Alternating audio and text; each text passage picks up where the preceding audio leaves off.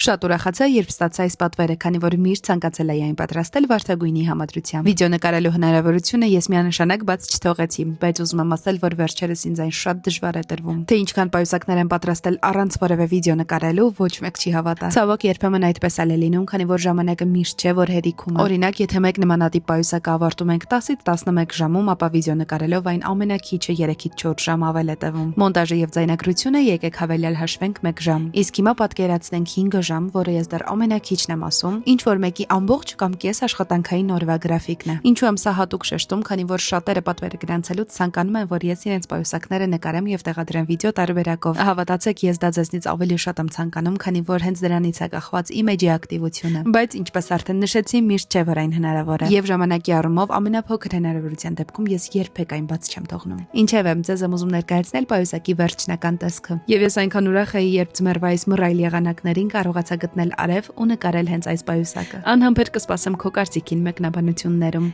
Ինձ համար դրանք շատ կարևոր են։